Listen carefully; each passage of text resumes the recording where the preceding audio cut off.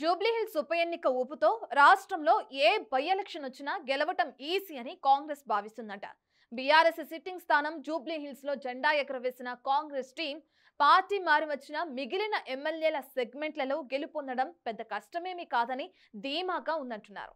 దీంతో బీఆర్ఎస్ నుంచి కాంగ్రెస్ లోకి వచ్చిన ఎమ్మెల్యేలకు స్పీకర్, కోర్టు నుంచి టెక్నికల్ ఇబ్బందులొచ్చినా రిజైన్ చేసి వెంటనే ఎన్నికలకు వెళ్లాలని సూత్రప్రాయంగా నిర్ణయం తీసుకున్నట్లు తెలుస్తోంది.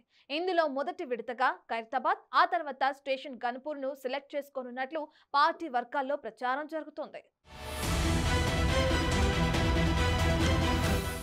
2023 అసెంబ్లీ ఎన్నికల్లో బీఆర్ఎస్ నుంచి గెలుపొందిన 10 మంది బీఆర్ఎస్ ఎమ్మెల్యేలు పార్టీ ఓటమి పాలవడంతో కాంగ్రెస్ కు జైకొట్టారు. వారిపై అనర్హత వేటు వేయాలని గులాబీ పార్టీ నేతలు కోర్టులను ఆశ్రయించారు. దానిపై న్యాయస్థానం స్పీకర్ కార్యాలయానికి నోటీసులు జారీ చేసింది.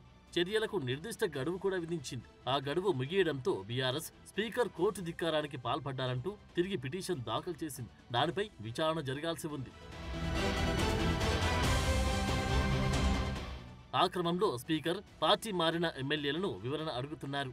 అది అలా ఉంటే ఖైరతాబాద్ నియోజకవర్గం నుంచి బీఆర్ఎస్ టికెట్ పై గెలుపొందిన దానం నాగేందర్ 2024 పార్లమెంట్ ఎన్నికల్లో కాంగ్రెస్ బీఫామ్ పై ఎంపీగా పోటీ చేయడం టెక్నికల్ గా చిక్కులు ఏర్పడ్డాయి. ఇక బీఆర్ఎస్ బీఫామ్ పై గెలుపొందిన స్టేషన్ గన్పూర్ ఎమ్మెల్యే తన కూతురు కాంగ్రెస్ ఎంపీ టికెట్ తెచ్చుకోగా దగ్గరుండి మరి చేసిన ప్రచారం, స్టేజీలపై ఇచ్చిన స్పీచ్లు టెక్నికల్ గా ఇబ్బందులకు గురి చేసే ఛాన్స్ ఉంది. అయితే స్పీకర్ కోర్టుల నుంచి వ్యతిరేకంగా తీర్పు వస్తే రిజైన్ చేసి కాంగ్రెస్ బీఫామ్ పై పోటీ చేయాలని ఆయా ఎమ్మెల్యేలు భావిస్తున్నారట.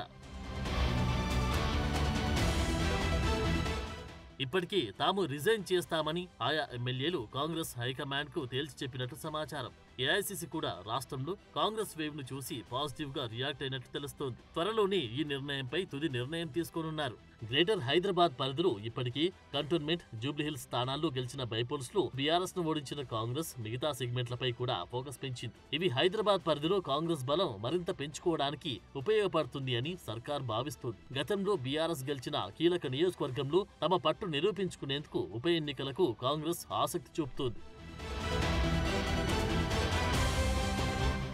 అందులో భాగంగానే ఖైరతాబాద్ లో మరోసారి ఉప ఎన్నిక ట్రయల్ చేయాలని ప్లాన్ చేస్తున్నారట. అంతేగాక బాన్స్వాడలో కూడా తాను రాజీనామా చేస్తాను అని కాంగ్రెస్ అధిష్టానానికి ఎమ్మెల్యే పోచారం శ్రీనివాస్ రెడ్డి చెప్పినట్టు తెలిసింది. టెక్నికల్ గా ఎమ్మెల్యే సభ్యత్వం రద్దు కాకముందే రిజైన్ చేయడం బెటర్ అనే అభిప్రాయంలో పోచారం ఉన్నట్లు సమాచారం. కాంగ్రెస్ బీఫామ్ పై పోటీ చేసి గెలుస్తానని హామీ ఇచ్చారట. దీంతో ఆ నియోజకవర్గంలో బై ఎలక్షన్ వచ్చే అవకాశం ఉందనే చర్చ గాంధీ భవన్ లో జరుగుతోంది. పార్టీ మారిన మాజీ ఎమ్మెల్యేల సెగ్మెంట్లలో ఉప ఎన్నికలు నిర్వహించడం ద్వారా రాజకీయంగా మరింత పట్టు సాధించాలని, అలాగే పార్టీ ప్రతిష్టను చాటుకోవాలని సీఎం రేవంత్ రెడ్డి నేతృత్వంలోని కాంగ్రెస్ ప్రభుత్వం పక్కా వ్యూహంతో ముందుకు సాగుతుందంటున్నారు. రానున్న అసెంబ్లీ ఎన్నికల వరకు విడతల వారీగా వ్యూహాత్మకంగా ఉప ఎన్నికలు నిర్వహించేందుకు కాంగ్రెస్ అధిష్టానం రంగం సిద్ధం చేస్తున్నట్టు తెలుస్తోంది. బీఆర్ఎస్ నుంచి కాంగ్రెస్ లోకి చేరిన ఎమ్మెల్యేల రాజీనామాలు, అనర్హత వేటు అంశాలపై స్పష్టత వచ్చిన తర్వాత ఆయా నియోజకవర్గాల్లో ఉప ఎన్నికలు నిర్వహించాలని కాంగ్రెస్ గట్టిగానే భావిస్తోంది. ఉప ఎన్నికల నిర్వహణకు గ్రీన్ సిగ్నల్ ఇవ్వాలని కేంద్ర ఎన్నికల సంఘాన్ని కోరేందుకు రంగం సిద్ధమవుతున్నట్టు తెలుస్తోంది.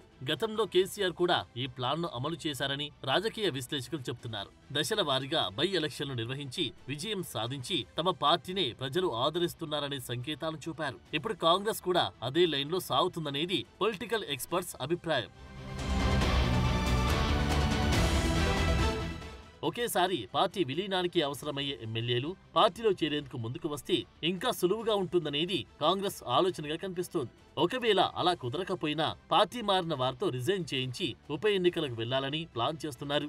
ఈ నయా స్ట్రాటజీకి ఏఐసీసీ నుంచి పూర్తి మద్దతు లభించినట్లు సమాచారం. దీని వలన రాష్ట్రంలో కాంగ్రెస్ గ్రాఫ్ పెంచడానికి, ప్రజల్లో బీఆర్ఎస్ పట్ల వ్యతిరేకతను మరింత బలంగా చూపడానికి ఈ ఉప ఎన్నికలు కీలకంగా మారతాయని అధిష్టానం భావిస్తోంది. బీఆర్ఎస్ ప్రభుత్వంలో 7 అసెంబ్లీ నియోజకవర్గాలకు ఉప ఎన్నికలు జరపగా పాలేరు, నారాయణఖేడ్, నాగార్జునసాగర్, హుజూర్ నగర్, మునుగోడు ఉప ఎన్నికల్లో మాత్రమే విజయం సాధించింది. ఈ ఎన్నికల తర్వాత బీఆర్ఎస్ లో జాయినింగ్స్ కూడా భారీగానే జరిగాయి. ఇక దుబ్బాక, హుజురాబాద్ లో ఓటమి చెందగా ఈ ఎన్నికలు బీఆర్ఎస్ కు కాస్త నష్టాన్ని చేకూర్చాయి. అయితే ప్రభుత్వంలో ఉన్నందున ఉప ఎన్నికల్లో ప్రజలు తమ వైపే ఉంటారనేది కాంగ్రెస్ బలమైన నమ్మకంతో కనిపిస్తోంది.